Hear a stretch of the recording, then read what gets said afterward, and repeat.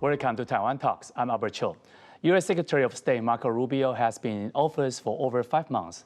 His planned visit to Asia this week is significantly delayed compared to his predecessors, who typically visited within their first 2 months. Additionally, Rubio canceled his scheduled stops in Japan and South Korea at the last minutes, raising eyebrows globally. Meanwhile, in early July, foreign ministers of the Quad nations met in Washington, calling for greater collective resilience in the Indo-Pacific. In today's show, we will examine whether the U.S. is shifting its strategic approach to the region. Joining us today are Stephen Tan, International Policy Advisory Group Managing Director, and Wang Kaijun, KMD Department of International Affairs Assistant Director. A very warm welcome to both on the show. On July 1st, the foreign ministers of the U.S., Japan, Australia, and India met in Washington for the Quad Security Dialogue, their second such meeting this year.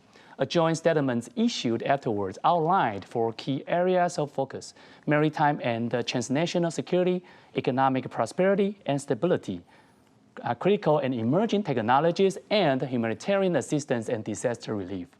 The joint statement reaffirmed support for ASEAN centrality and expressed serious concern over dangerous and provocative behavior in the East and South China Sea, opposing any unilateral attempt to alter the status quo by force or coercion.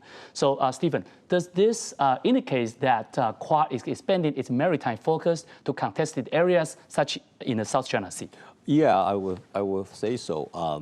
Because remember that in the beginning of the second Trump administration, people had a second thought on whether Quad or other initiative put together by the Biden administration will continue.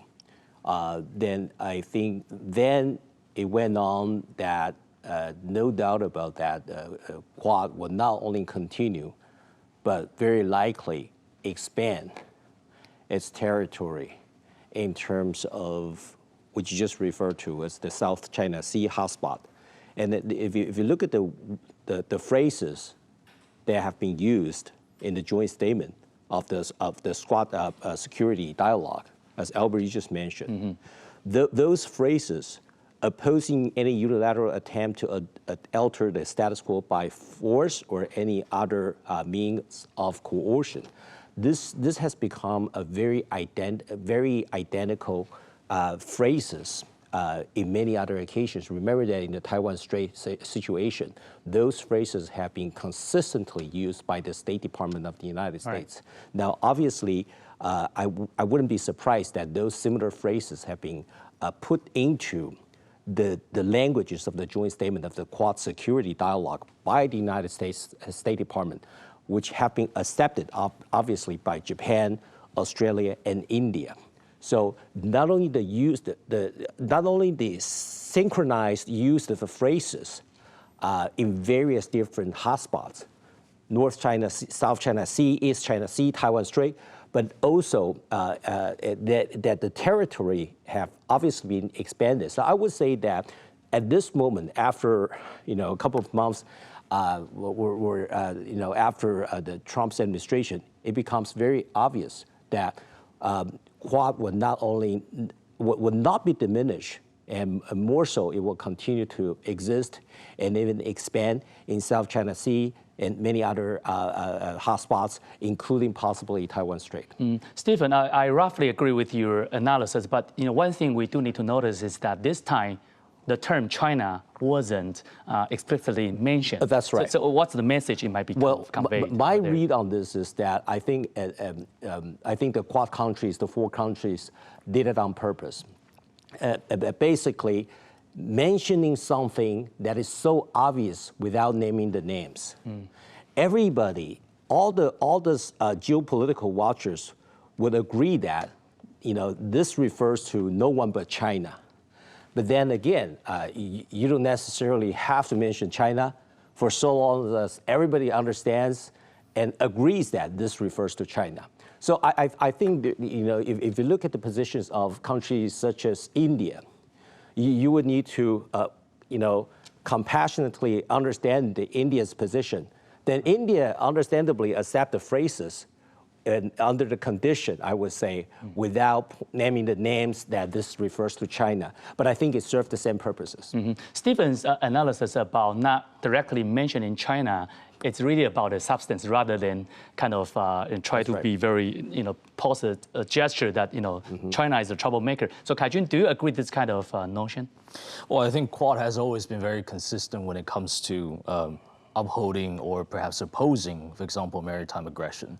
And I think not only just for the Quad members, but also at the same time when they affirms ASEAN centrality, for example, I think they're also reflecting what are some of the major consensus that who is the major disruptor of this region. And obviously, you can say Beijing belongs to that category, even though it's not 100% agreed among the region's countries, but still, you have a consensus on these ideas. Yeah. Okay, and also the joint statements were actually, the four nations will hold their first Quad Indo-Pacific logistic network field exercise to improve airlift capabilities and integrate logistical supports for regional partners. So how does this exercise tie into broader strategic cooperation? Kai-Jun, still, you follow up this? Well, absolutely. I mean, logistics has always been a soft spot for a lot of interoperability and also perhaps a lot of deterrence for this region's military and security arrangements, right?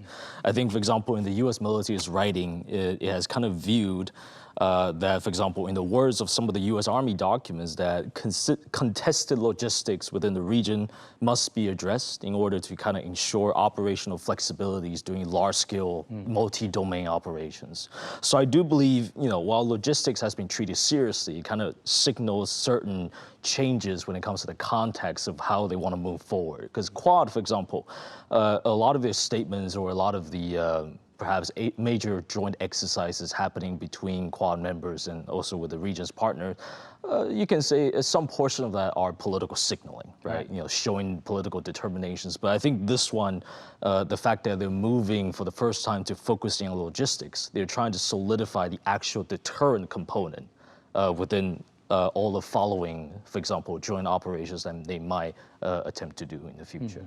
Okay, on the topic of minerals and supply chains, Quad will launch the Critical Minerals Initiative to diversify rare earth supplies and reduce reliance on China. So how effective might this be in mitigating risks from China's market dominance? Stephen? Well, I don't have any specifics on the how realistic or how soon that the Quad countries will be able to find alternative solutions by boosting the rare earth production in the various different countries, India, Japan, just to name a few. I don't have sufficient data and specifics to support that, but strategically, I think it's very obvious that again, this points directly to China. With a clear view to reduce the reliance and dependence on Chinese rare earth. And as our viewers will definitely know that for the past few months, China has been weaponizing its rare earth, and the limitation of the export and all that. In exchange for many other issues with primarily the United States on trade and many other issues. So I would not be surprised that this has been initiated by the United States in discussions through the platform of Quad with both Japan and India, well, and maybe possibly with the endorsement of Australia. And we'll see the development as to, well, the strategy is loud and clear, but we'll see the development as to how soon and how realistic or in what aspects that the alternative solution in terms of the production of the rare earth can be realized.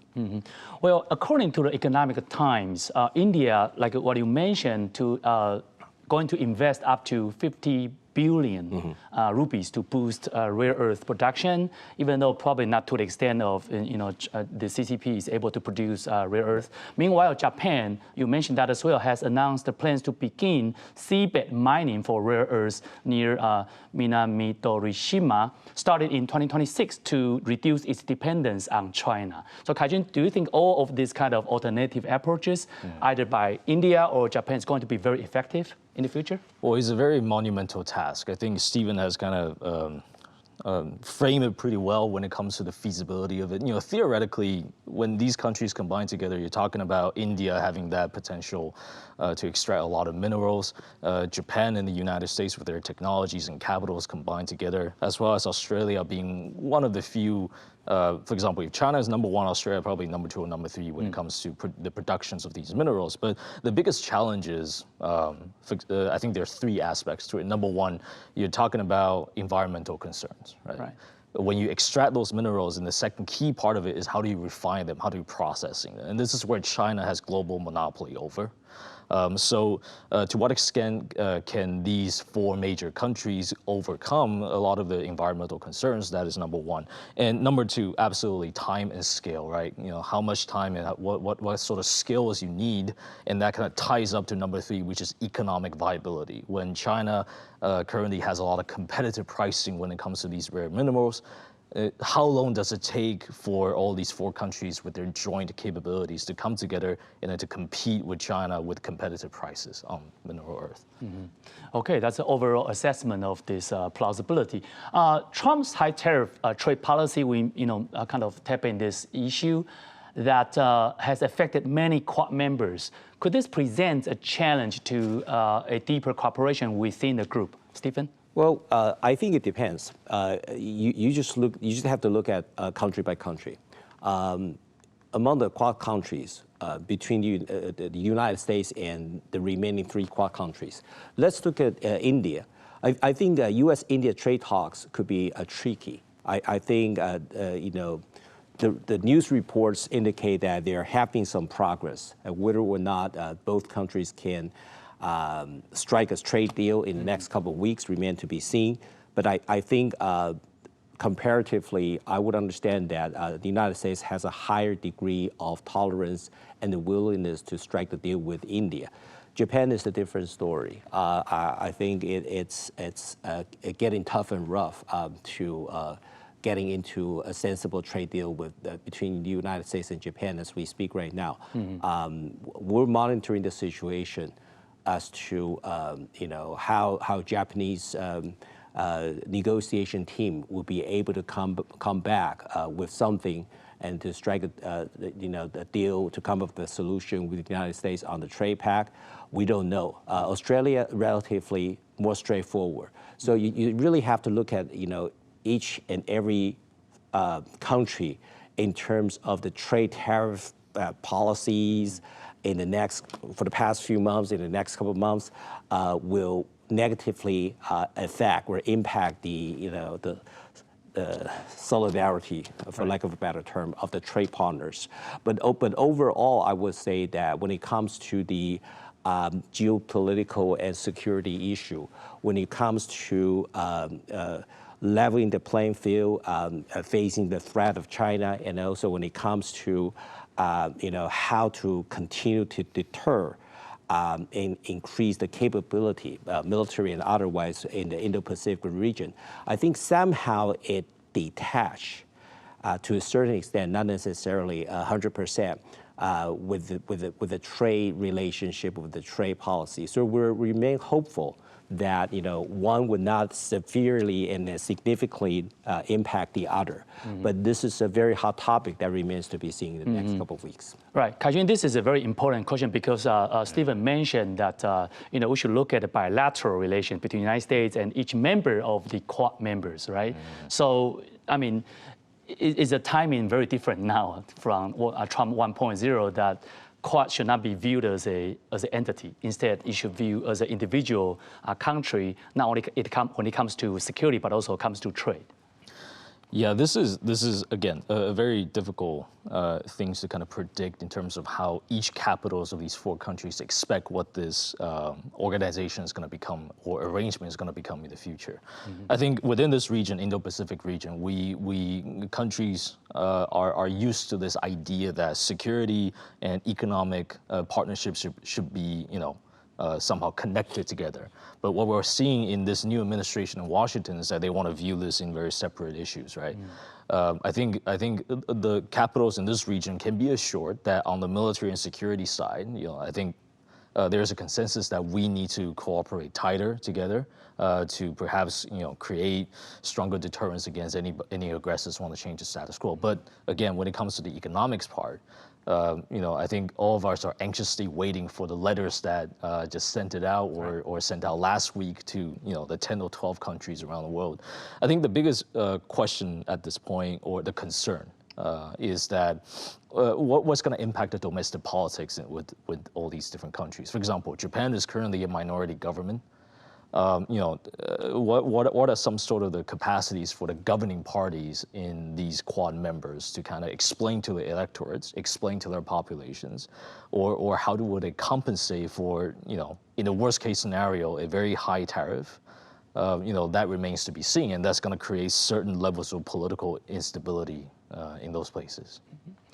Another update is, although Rubio has reiterated that Quad nations are vital strategic partners and that the summit refocused attention on the Indo-Pacific, he actually started to cancel his visit to Japan and South Korea, opting instead to remain in Washington, in D.C., for a meeting between Trump and the Israeli Prime Minister Benjamin Netanyahu.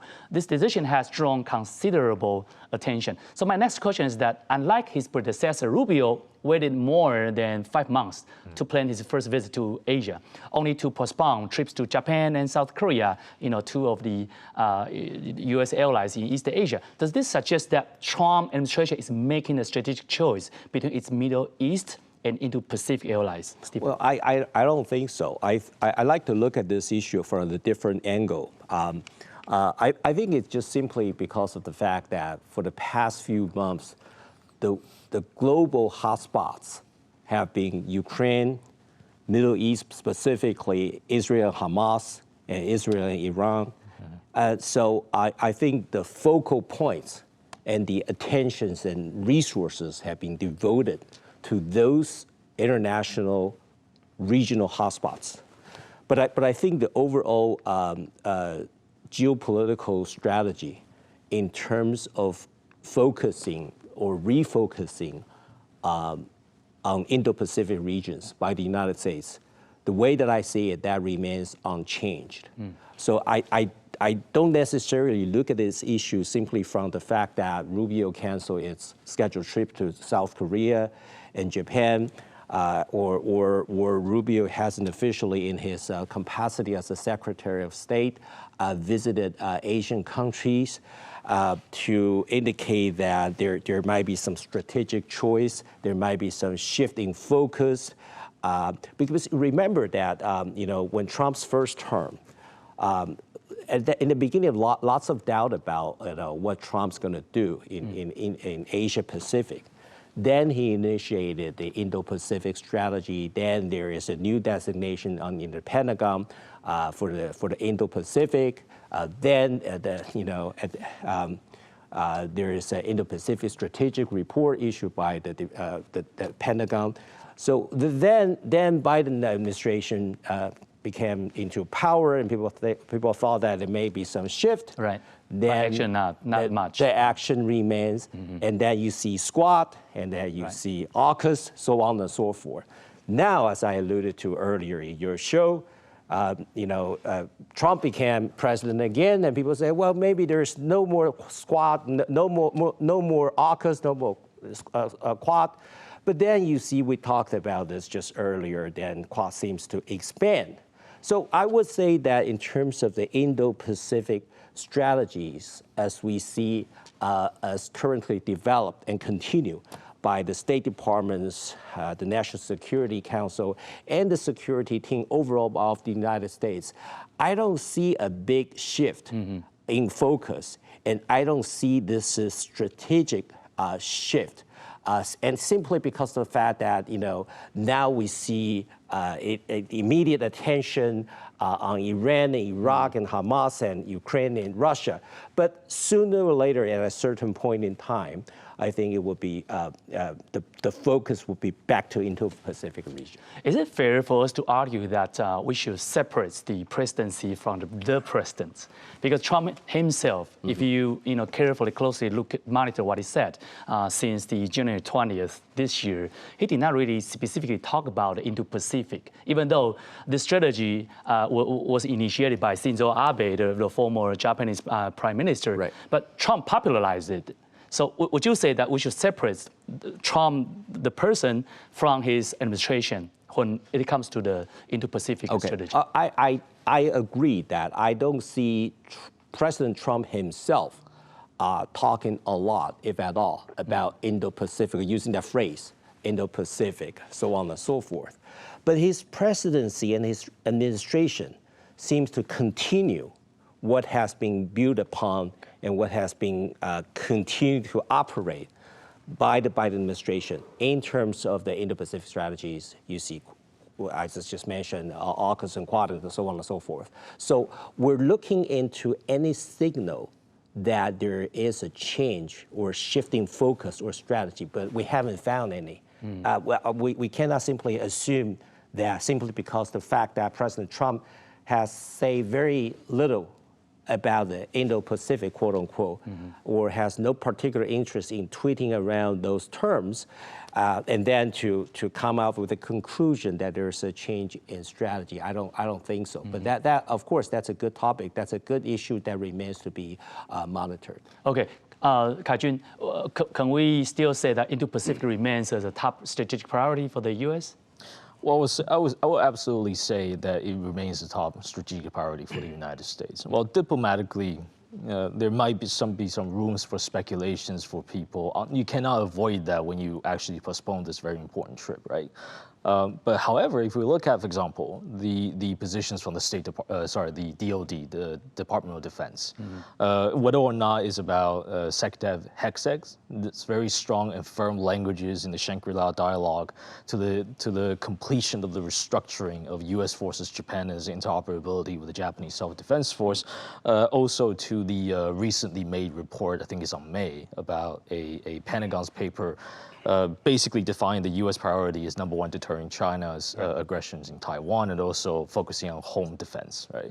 So I will say, if you look from the context of security commitments or security arrangements and plannings, it still remains a top priority for the U.S. All right, Rubio currently holds dual roles as Secretary of State and acting National Security Advisor. Given the workload, is this stretching him too thin? Too many people's suspicion. What other risks could this dual responsibility pose for U.S. foreign policy? Kai-Jun, you can go first, please. Absolutely. It's a very interesting question. I mean, the National Security Council, since the inception in 1974, its scales, its responsibilities, and how it operates has kind of expanded because, for example, the definition of national threats or what can be constituted as dangers to the homeland is also expanding. Generally speaking, you have a more positive view and perhaps also negative views among different administrations. This is not just for the United States, but also for a lot of countries with entities such as the NSC. The positive thing is it can act as a nerve system. NSC staffers coordinate with all these different ministries and departments and understand what is going on and condense those very complex policy recommendations and informations to something that the top leaders is able to digest and then present options. You also have the negative side, which basically it can also be too large. It can also have this tendency of micromanaging a lot of different issues. Given President Trump's recent actions in drastically reducing the size of the NSC and making Secretary Rubio to take on the responsibility as the advisor, I think he subscribed more towards this idea that he wants to be very cautious when it comes to the building of the NSC. The positive side is it streamlines the entire thing. It allows Secretary Rubio to be able to kind of, have a more cohesive actions. Right. But the negative side is he only got one person, right? And there used to be two, where two people can do more things compared to one people, at least from the physical point of view, right? You can travel to many different places. So. Stephen, NSC is a very vital part to the national security of the United States. And now Trump decides to have, Rubio to keep the dual positions. What does that mean? I don't necessarily like to comment too much about the NSC's role in the interrelationship between the NSC State Department. But let me just say a few observations of mine. I think Secretary Rubio is now acting NSC or National Security Advisor. That's for one. That means that there will be a new NSA sometime in the future. Two, I think the size of the National Security Council has been reduced, no doubt about that. But then we don't necessarily see that if the function would be negatively impacted as far as our concern. So what does this mean? Would this mean that the NSC would be a different NSC? We don't know, because it used to be a very powerful organization supporting the presidency for national security, obviously, and foreign policies, and whether or not that role in the longer term will change. Well, that's a good issue. But so far as our concern, we don't see a significant and noticeable change in terms of dialogues and communications, or even change in policy. And we still have many supportive good friends at the NSC and the State Department. And I think that's it. That's what it all counts from Taiwan's perspective.